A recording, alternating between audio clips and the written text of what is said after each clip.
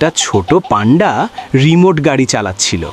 হঠাৎ দুইটা বড় লোক বিড়াল এসে গাড়িটা ভেঙে দিল আর পান্ডাকে দেখে হাসাহাসি করতে লাগলো।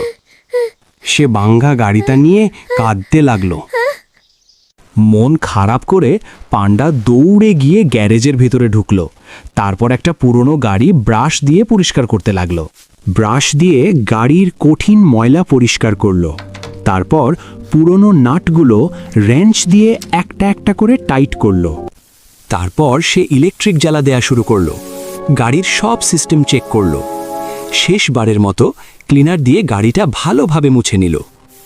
তারপর গাড়িতে সুন্দর একটা চকচকে নীল রং দিল, যেটা দেখতে সত্যিই খুব অ্যাট্রাক্টিভ হয়ে গেল। সব কাজ শেষ করে গাড়িটা পুরো রেডি করে নিল, আর তারপর পান্ডা গাড়ি নিয়ে বের হয়ে গেল। সেই ধনী বিড়ালগুলো এটা দেখে অবাক হয়ে গেল, কিন্তু সে এত কষ্ট করলো আর কেঁদে উঠল, কারণ কেউ লাইক আর সাবস্ক্রাইব করলো না।